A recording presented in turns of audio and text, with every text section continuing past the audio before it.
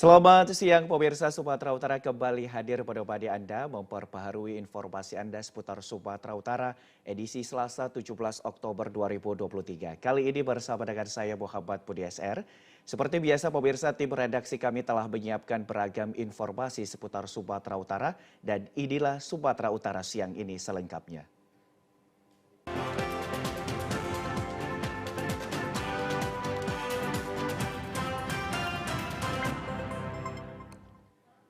Pemirsa, informasi siang ini diawali dari Satuan Reserse Narkoba Polrestabes Medan membongkar sindikat narkoba jaringan internasional Malaysia Indonesia yang masuk dari jalur laut Kabupaten Batubara.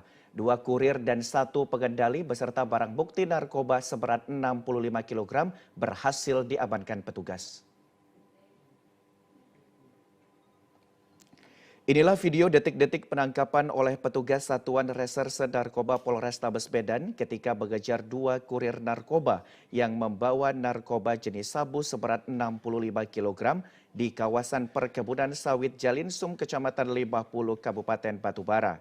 Sabu-sabu seberat 65 kg asal negara Malaysia ini masuk melalui jalur laut Batubara dan hendak diedarkan di wilayah Kota Medan.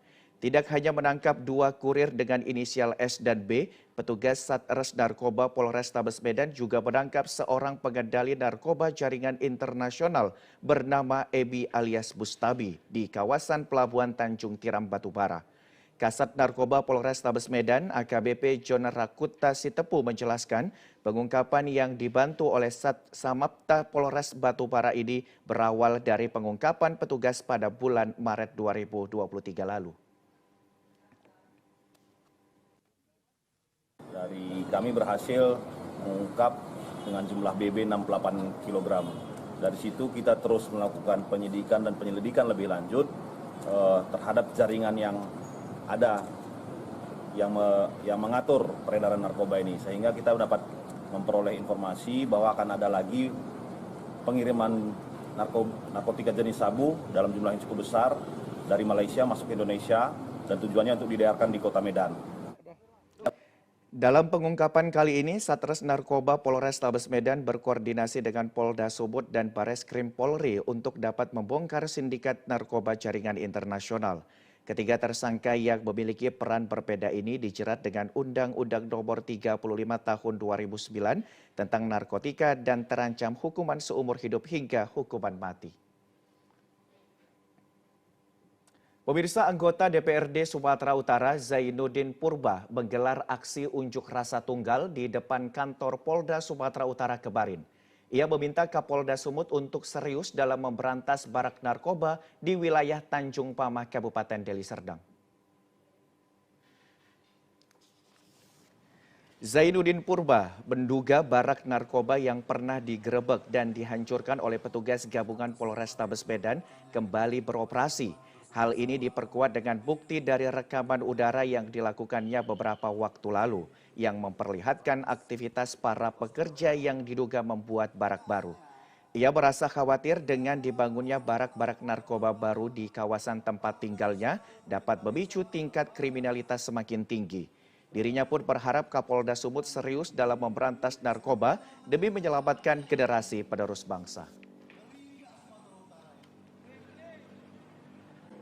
Kita masih terus berharap Bapak Kapolda betul-betul kerja memberantas narkoba. Tetapi yang saya lihat, 1 bulan pasca rapat terbatas di Istana Negara, barak narkoba di dekat rumah saya masih beroperasi dengan aman, nyaman, tanpa ada tindakan hukum atau tindakan apapun dari Polda Sumatera Utara. Pemirsa, kita beralih ke informasi lain. Pasca viralnya aksi bullying di salah satu sekolah menengah atas di Kecamatan Stabat, Kabupaten Langkat, beberapa hari lalu orang tua pelaku dan korban melakukan pertemuan di sekolah. Acara yang luar biasa. Pertemuan antara pihak sekolah dan orang tua pelaku bullying serta orang tua korban berlangsung di ruang perpustakaan SMA Negeri 1 Stabat menghadirkan Kepala Cabang Dinas Pendidikan Wilayah 2 Binjai Langkat Saiful Bahri dan Kepolisian Polres Langkat. Ketiga pelaku yang melakukan aksi bullying terhadap korban juga turut dihadirkan di dalam pertemuan sembari meminta maaf kepada keluarga korban. Korban dan pelaku duduk di kelas 11 jurusan IPS SMA 1 Kecamatan Stabat, Kabupaten Langkat. Aksi bullying tersebut diduga direkam oleh salah seorang pelaku di ruang kelas dan kemudian disebarluaskan melalui media sosial sehingga menjadi viral. Orang tua korban mengetahui aksi bullying terhadap anaknya pada Sabtu siang setelah pihak sekolah mendatangi rumahnya. Kepala sekolah, Nano, mengatakan pihak sekolah akan terus memantau psikologi korban dan terus memberikan sosialisasi kepada siswa-siswi akibat dari bahaya bullying karena menyangkut harkat dan martabat kemanusiaan. Dalam hal ini sekolah terus memantau keadaan siswa. Kita terus memberikan sosialisasi kepada siswa bagaimana bahayanya bullying dan perundungan. Karena itu menyangkut harkat martabat teman-temannya siswa. Kita tadi sudah sepakat ambil keputusan. Kita adakan dulu pengobatan mental ke siswa. Kita panggil ke sekolah untuk pendampingan siswa. Jadi seandainya korban kita pendampingan dengan memanggil sekolah. Berdasarkan hasil pertemuan di sekolah, ketiga pelaku masih diizinkan untuk melanjutkan sekolah mengingat akan masuknya ujian akhir. Pemirsa, 5 orang anak hanyut terbawa arus Sungai Batang Ayumi, Kota Padang Sidempuan. 3 orang berhasil menyelamatkan diri, sementara 2 orang korban lainnya hanyut terbawa derasnya arus sungai. Pasca hujan deras mengguyur Kota Padang Sidempuan pada Senin sore, Sungai Batang Ayumi, Kecamatan Padang Sidempuan Utara meluap. Akibatnya 5 orang anak yang sedang mencari ikan hanyut terbawa arus sungai. Dari kelima anak yang hanyut tersebut, 3 berhasil menyelamatkan diri, sementara 2 orang korban yakni Aji 15 tahun dan Rahmat 12 tahun hingga saat ini belum ditemukan.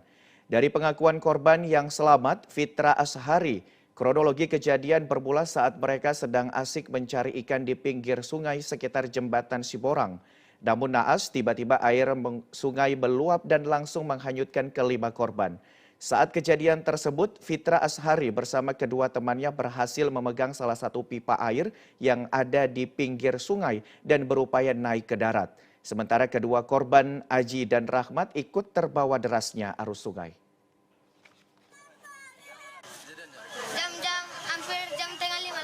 Kalian tadi pas mandi atau gimana kita? Pas mau nengok-nengok aja, bang, baru orang itu aja kan bang mendap-dap. Iya. Oh, cari ikan gitu? Iya bang, cari kan. Terus? Baru deh kalian bilang, siapa yang nggak pandai apa, berenang, nggak usah ikut. Baru turun mereka. Orang itu tak pandai berenang? Orang itu juga?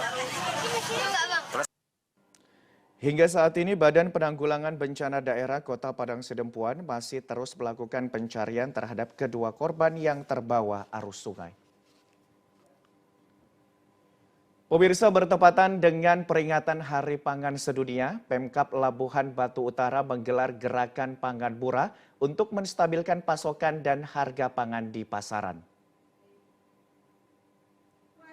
Ratusan warga sejak pagi antusias mendatangi bazar pangan murah yang dilaksanakan di halaman kantor Dinas Pertahanan Pangan Desa Dabuli Kebun, Kecamatan Kualuhulu, Labuhan Batu Utara. Adapun kebutuhan pangan yang dijual seperti gula pasir dengan harga Rp13.000 per kilogram, minyak goreng Rp12.000 per liter, telur ayam beras isi 30 butir dengan harga Rp42.000, beras SPHP medium isi 5 kg dengan harga Rp53.000 per karung, dan aneka ragam sayur serta jajanan dari UMKM dijual.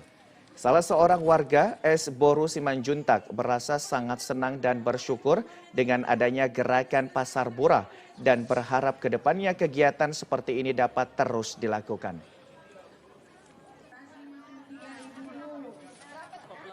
Ya, ke depannya ya kalau ada begini terus lanjutkan, ya kita pun mengucapkan puji dan syukur kepada Tuhan. Ada pasar murah, membantu masyarakat yang kecil. Jadi sekarang yang mahal itu di pasar itu harga apa aja, Bu? Ya beras lah terutama sama pangan terutamanya. Gula ya. Asisten Ekonomi dan Pembangunan Pemkab Labura, Muhammad Asril menjelaskan bahwa dalam rangka memperingati HPS ini, Pemkab Labura mendapat amanah dari Bappedas mengalokasikan dana gerakan pangan murah yang disponsori dari Bulog Rantau Perapat berupa beras, gula pasir, dan minyak makan. Sedangkan telur ayam beras merupakan partisipasi dari pengusaha serta aneka sayuran, juga jajanan dari kelompok tani dan UMKM PKK. Asisten Ekonomi Pembangunan Labuhan Batu Utara mengatakan dengan gerakan pangan murah ini pihaknya berharap agar kedepannya dapat menekan kenaikan harga di pasaran dan meningkatkan daya beli masyarakat. Kami mengapresiasi kepada pemerintah pusat melalui Bappenas yang telah mengalokasikan kegiatannya di Kabupaten Labuhan Batu Utara ini. Kemudian juga kepada masyarakat di Kabupaten Labuhan Batu Utara ini, kita berharap melalui kegiatan gerakan pangan murah ini dapat membeli panganan dan makanan-makanan yang ada disediakan yang dijual di tempat ini yang tentunya harganya di bawah harga pasar. Pemirsa, informasi lainnya akan kami hadirkan sesaat lagi. Tetaplah bersama kami di Sumatera Utara hari ini.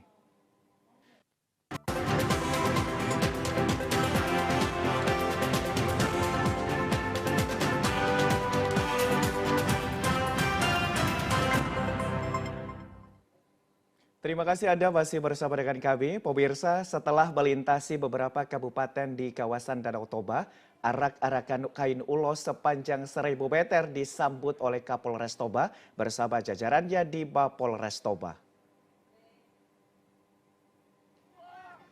Kain ulos terpanjang di dunia ini sebagai salah satu ikon dalam memperingati Hari Ulos Nasional yang jatuh setiap tanggal 17 Oktober. Ulos tersebut telah dibentangkan di beberapa kabupaten secara estafet selama 4 hari dan puncak acaranya diadakan di Open Stage Parapat Kabupaten Simalungun pada hari ini. Kapolres Toba AKBP Taufik Hidayat Tayyib saat menerima rombongan arak-arakan kain ulos 1.000 meter tersebut menuturkan suatu kehormatan bagi Polres Toba bahwa sebelum melanjutkan arak-arakan ke Kabupaten Simalungun dapat singgah di Mapolres Toba. Taufik mengatakan Polres Toba sangat mengapresiasi dan mendukung perayaan Hari Ulos Nasional yang ke-9 tahun 2023 tersebut. Dengan adanya Hari Ulos Nasional ini dapat mengenalkan ulos ke seluruh Indonesia bahkan dunia dan meyakinkan bahwa ulos asli dari daerah Batak serta tidak akan ada lagi yang mengklaim ulos berasal dari daerah lain. Taufik juga mengatakan pembuatan ulos tidaklah mudah sehingga perlu dilestarikan untuk anak cucu ke depannya.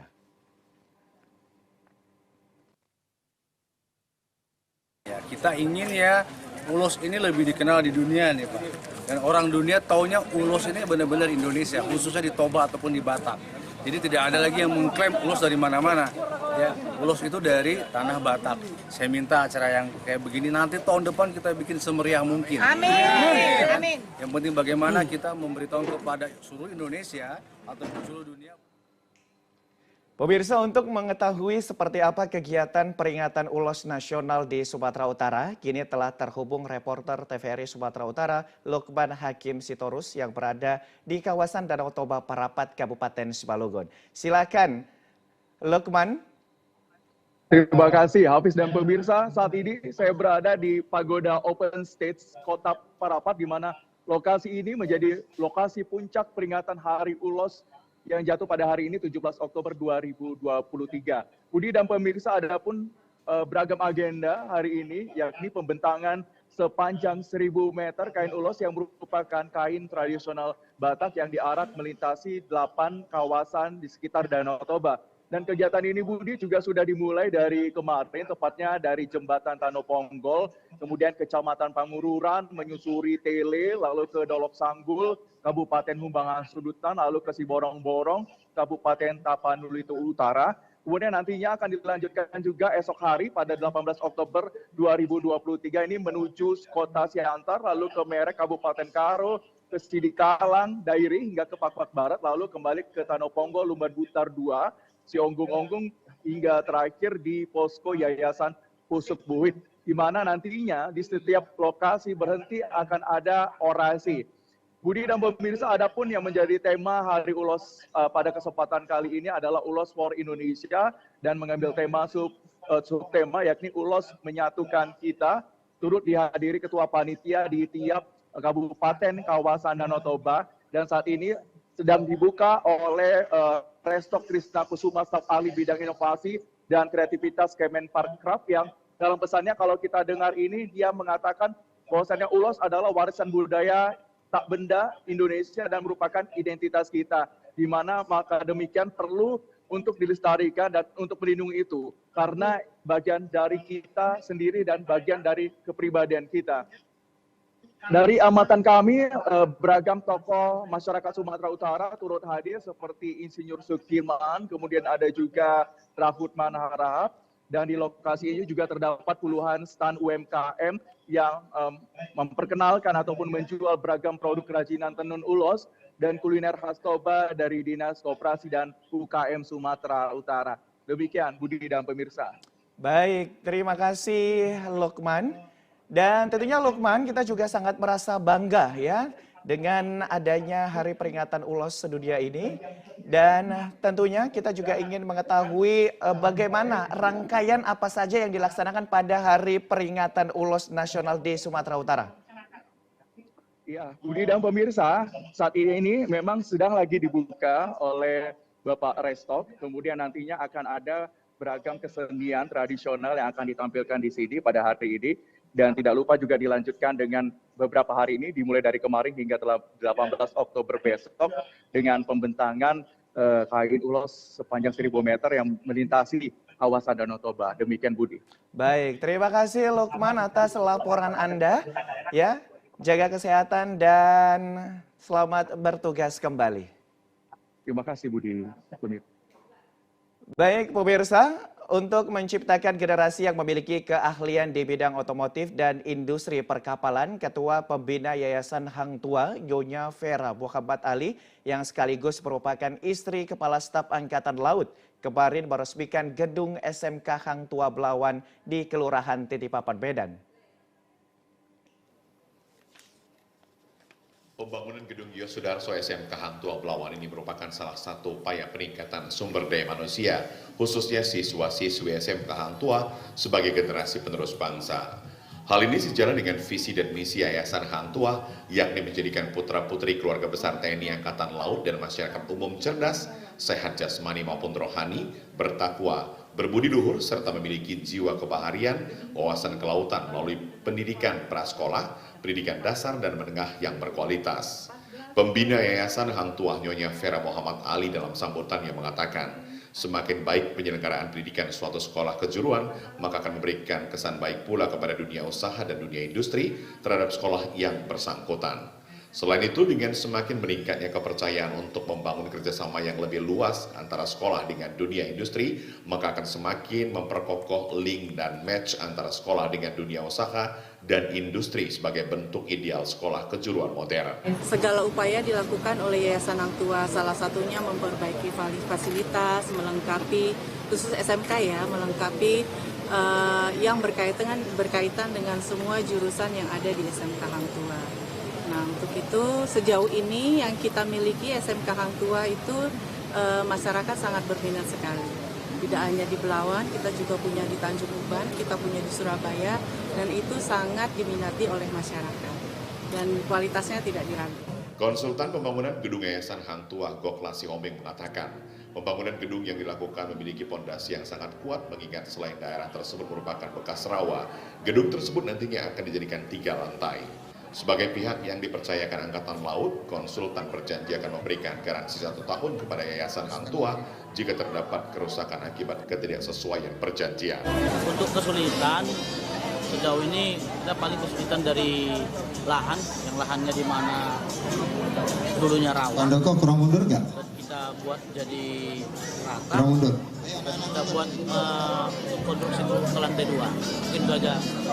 Jadi sesuai dengan kami melaksanakan sesuai dengan spek, dan contohnya untuk lantai kita membuat ketinggian 1 meter agar terhindar dari banjir Dan untuk campuran kita sesuaikan menggunakan ready mix. Itu yang kita laksanakan.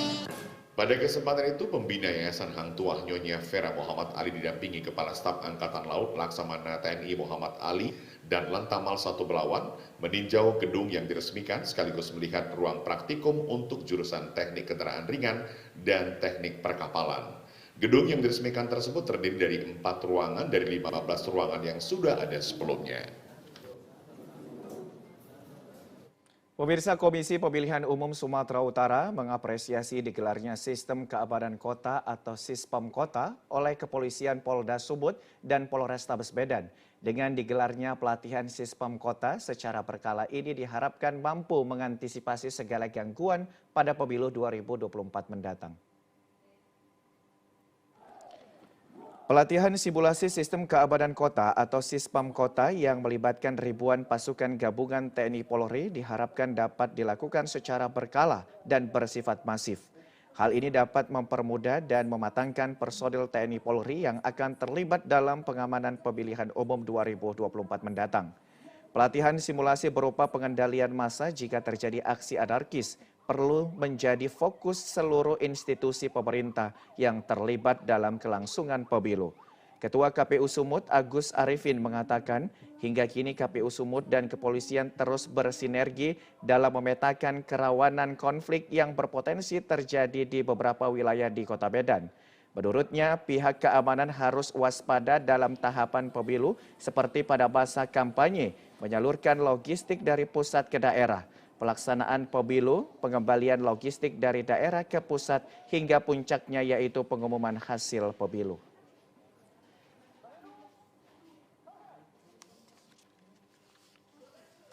Ya, pemirsa, sanggul Jawa yang biasa digunakan saat pesta maupun acara resmi kini keberadaannya mulai tergerus dan nyaris punah. Mengantisipasi hal tersebut, kelompok penata rias yang tergabung dalam LKP Harpi Pelati Kabupaten Langkat menggelar pelatihan.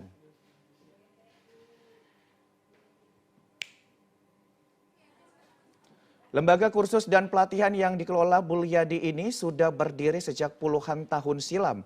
Kini para anak didiknya sudah banyak yang mandiri dengan memulai usaha sebagai perias pengantin. Peserta didik Bulyadi tidak hanya berasal dari Kabupaten Langkat, bahkan hingga keluar daerah seperti Kota Binjai, Medan, dan Deli Serdang. Lembaga kursus dan pelatihan yang dikelola Bulyadi ini tidak hanya bergerak di bidang penata rias saja, namun juga menggunakan sanggul tegang yang berasal dari daerah Melayu dan sanggul Jawa sebagai budaya leluhur yang harus terus dilestarikan, serta pelatihan menjahit dan berbagai kegiatan pengrajin. Para peserta pelatihan umumnya remaja yang tidak melanjutkan perkuliahan dan putus sekolah yang berharap dapat memiliki keterampilan dan dimanfaatkan sebagai mata pencarian.